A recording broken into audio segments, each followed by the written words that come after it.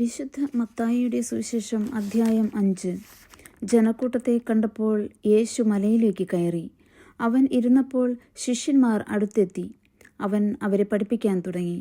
ആത്മാവിൽ ദരിദ്രരായവർ ഭാഗ്യവാന്മാർ, സ്വർഗരാജ്യം അവരുടേതാണ്.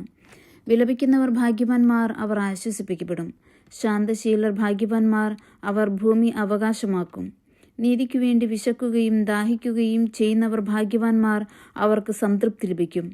കരുണയുള്ളവർ ഭാഗ്യവാന്മാർ, അവർക്ക് കരുണ ലഭിക്കും. ഹൃദയശുദ്ധിയുള്ളവർ ഭാഗ്യവാന്മാർ, അവർ ദൈവത്തെ കാണും. സമാധാനം സ്ഥാപിക്കുന്നവർ ഭാഗ്യവാന്മാർ, അവർ ദേവപുത്രന്മാരെന്ന് വിളിക്കപ്പെടും. നീതിക്കു വേണ്ടി പീഡനം ഏൽക്കുന്നവർ ഭാഗ്യവാന്മാർ, സ്വർഗരാജ്യം അവരുടേതാണ്. എന്നെ പ്രതി മനുഷ്യർ നിങ്ങളെ അവഹേളിക്കുകയും പീഡിപ്പിക്കുകയും എല്ലാവിധ തിന്മകളും നിങ്ങൾക്കെതിരെ വ്യാജമായി പറയുകയും ചെയ്യുമ്പോൾ നിങ്ങൾ ഭാഗ്യവാന്മാർ. നിങ്ങൾ ആനന്ദിച്ചാഹ്ലാദിക്കുവിൻ. സ്വർഗത്തിൽ നിങ്ങളുടെ പ്രതിഫലം വലുതായിരിക്കും. നിങ്ങൾക്ക് മുമ്പുണ്ടായിരുന്ന പ്രവാചകന്മാരെയും അവർ ഇപ്രകാരം പീഡിപ്പിച്ചിട്ടുണ്ട്. നിങ്ങൾ ഭൂമിയുടെ ഉപ്പാണ്. ഉറകെട്ടുപോയാൽ ഉപ്പിനെ എങ്ങനെ വീണ്ടും ഉറകൂട്ടും? പുറത്തേക്ക് വലിച്ചെറിഞ്ഞ് മനുഷ്യരാൽ ചവിട്ടപ്പെടാനല്ലാതെ മറ്റൊന്നിനും അത് കൊള്ളുകയില്ല. നിങ്ങൾ ലോകത്തിൻ്റെ പ്രകാശമാണ്. മലമുകളിൽ പണിതുയർത്തിയ പട്ടണത്തെ മറച്ചുവെക്കുക സാധ്യമല്ല. വിളക്കു കൊളുത്തി ആരും പറയുടെ കീഴിൽ വയ്ക്കാറില്ല, പീഠത്തിന്മേലാണ് വയ്ക്കുക. അപ്പോൾ അത് ഭവനത്തിലുള്ള എല്ലാവർക്കും പ്രകാശം നൽകുന്നു. അപ്രകാരം മനുഷ്യർ നിങ്ങളുടെ സൽപ്രവൃത്തികൾ കണ്ട് സ്വർഗസ്ഥനായ നിങ്ങളുടെ പിതാവിനെ മഹത്വപ്പെടുത്തേണ്ടതിന് നിങ്ങളുടെ വെളിച്ചം അവരുടെ മുമ്പിൽ പ്രകാശിക്കട്ടെ. നിയമത്തെയോ പ്രവാചകന്മാരെയോ അസാധുവാക്കാനാണ് ഞാൻ വന്നതെന്ന് നിങ്ങൾ വിചാരിക്കരുത്. അസാധുവാക്കാനല്ല, പൂർത്തിയാക്കാനാണ് ഞാൻ വന്നത്. ആകാശവും ഭൂമിയും കടന്നു പോകുന്നതുവരെ സമസ്തവും നിറവേറുവോളം നിയമത്തിൽ നിന്ന് വള്ളിയോ പുള്ളിയോ മാറുകയില്ലെന്ന് സത്യമായി ഞാൻ നിങ്ങളോട് പറയുന്നു. ഈ പ്രമാണങ്ങളിൽ ഏറ്റവും നിസ്സാരമായ ഒന്ന് ലംഘിക്കുകയോ ലംഘിക്കാൻ മറ്റുള്ളവരെ പഠിപ്പിക്കുകയോ ചെയ്യുന്നവൻ സ്വർഗരാജ്യത്തിൽ ചെറിയവൻ എന്ന് വിളിക്കപ്പെടും. എന്നാൽ അത് അനുസരിക്കുകയും പഠിപ്പിക്കുകയും ചെയ്യുന്നവൻ സ്വർഗരാജ്യത്തിൽ വലിയവനെന്ന് വിളിക്കപ്പെടും. നിങ്ങളുടെ നീതി നിയമജ്ഞരുടെയും ഫരിസേയരുടെയും നീതിയെ അതിശയിക്കുന്നില്ലെങ്കിൽ നിങ്ങൾ സ്വർഗരാജ്യത്തിൽ പ്രവേശിക്കുകയില്ലെന്ന് ഞാൻ നിങ്ങളോട് പറയുന്നു. കൊല്ലരുത്, കൊല്ലുന്നവൻ ന്യായവിധിക്ക് അർഹനാകും എന്ന് പൂർവികരോട് പറയപ്പെട്ടതായി നിങ്ങൾ കേട്ടിട്ടുണ്ടല്ലോ.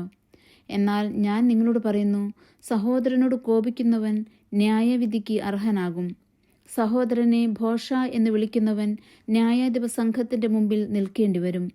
വിഡ്ഢി എന്ന് വിളിക്കുന്നവനാകട്ടെ നരകാഗ്നിക്ക് ഇരയായിത്തീരും. നീ ബലിപീഠത്തിൽ കാഴ്ചയർപ്പിക്കുമ്പോൾ നിന്റെ സഹോദരന് നിന്നോട് എന്തെങ്കിലും വിരോധം ഉണ്ടെന്ന് അവിടെ വെച്ച് ഓർത്താൽ കാഴ്ചവസ്തു അവിടെ ബലിപീഠത്തിനു മുമ്പിൽ വച്ചിട്ട് പോയി സഹോദരനോട് രമ്യതപ്പെടുക. പിന്നെ വന്ന് കാഴ്ചയർപ്പിക്കുക. നീ പ്രതിയോഗിയോട് വഴിക്കു വച്ച് തന്നെ വേഗം രമ്യതപ്പെട്ടുകൊള്ളുക. അല്ലെങ്കിൽ പ്രതിയോഗി നിന്നെ ന്യായാധിപനും ന്യായാധിപൻ സേവകനും ഏൽപ്പിച്ചു കൊടുക്കും. അങ്ങനെ നീ കാരാഗൃഹത്തിൽ അടയ്ക്കപ്പെടും. അവസാനത്തെ ചില്ലിക്കാശും കൊടുത്തു വീട്ടുവോളം നീ അവിടെ നിന്ന് പുറത്തു വരികയില്ലെന്ന് സത്യമായി ഞാൻ നിന്നോട് പറയുന്നു. വ്യഭിചാരം ചെയ്യരുത് എന്ന് കൽപ്പിച്ചിട്ടുള്ളത് നിങ്ങൾ കേട്ടിട്ടുണ്ടല്ലോ. എന്നാൽ ഞാൻ നിങ്ങളോട് പറയുന്നു, ആസക്തിയോടെ സ്ത്രീയെ നോക്കുന്നവൻ ഹൃദയത്തിൽ അവളുമായി വ്യഭിചാരം ചെയ്തു കഴിഞ്ഞു. വലത്തു കണ്ണ് നിനക്ക് പാപഹേതുവാകുന്നുവെങ്കിൽ അത് ചൂഴ്ന്നെടുത്ത് എറിഞ്ഞു കളയുക. ശരീരമാകെ നരകത്തിലേക്ക് എറിയപ്പെടുന്നതിനേക്കാൾ നല്ലത് അവയവങ്ങളിലൊന്ന് നഷ്ടപ്പെടുകയാണ്.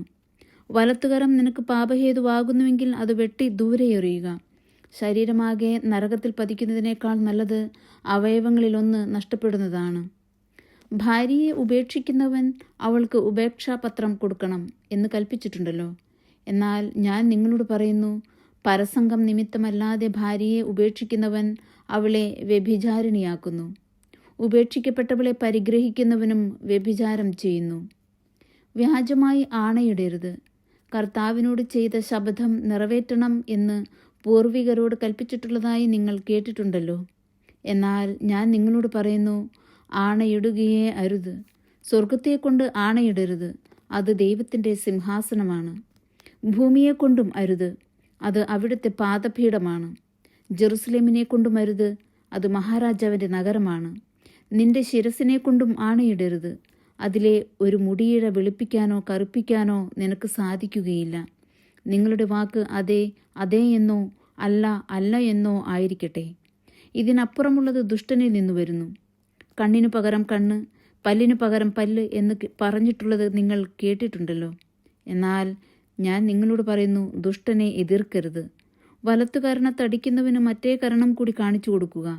നിന്നോട് വ്യവഹരിച്ച് നിന്റെ ഉടുപ്പ് കരസ്ഥമാക്കാൻ ഉദ്യമിക്കുന്നവന് മേലങ്കി കൂടി കൊടുക്കുക. 1 മൈൽ ദൂരം പോകാൻ നിന്നെ നിർബന്ധിക്കുന്നവനോടുകൂടി 2 മൈൽ ദൂരം പോകുക. ചോദിക്കുന്നവന് കൊടുക്കുക. വായ്പ വാങ്ങാൻ ഇച്ഛിക്കുന്നവനിൽ നിന്ന് ഒഴിഞ്ഞു മാറരുത്. അയൽക്കാരനെ സ്നേഹിക്കുക, ശത്രുവിനെ ദ്വേഷിക്കുക എന്ന് പറഞ്ഞിട്ടുള്ളത് നിങ്ങൾ കേട്ടിട്ടുണ്ടല്ലോ. എന്നാൽ ഞാൻ നിങ്ങളോട് പറയുന്നു, ശത്രുക്കളെ സ്നേഹിക്കുവിൻ, നിങ്ങളെ പീഡിപ്പിക്കുന്നവർക്ക് വേണ്ടി പ്രാർത്ഥിക്കുവിൻ. അങ്ങനെ നിങ്ങൾ നിങ്ങളുടെ സ്വർഗസ്ഥനായ പിതാവിൻ്റെ മക്കളായിത്തീരും. അവിടുന്ന് ശിഷ്ടരുടെയും ദുഷ്ടരുടെയും മേൽ സൂര്യനെ ഉദിപ്പിക്കുകയും നീതിമാന്മാരുടെയും നീതിരഹിതരുടെയും മേൽ മഴ പെയ്യിക്കുകയും ചെയ്യുന്നു. നിങ്ങളെ സ്നേഹിക്കുന്നവരെ നിങ്ങൾ സ്നേഹിച്ചാൽ നിങ്ങൾക്ക് എന്ത് പ്രതിഫലമാണ് ലഭിക്കുക?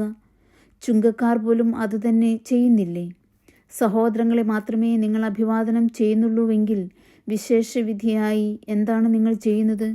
വിജാതീയരും അതുതന്നെ ചെയ്യുന്നില്ലേ? അതുകൊണ്ട് നിങ്ങളുടെ സ്വർഗസ്ഥനായ പിതാവ് പരിപൂർണനായിരിക്കുന്നത് പോലെ നിങ്ങളും പരിപൂർണരായിരിക്കുവിൻ.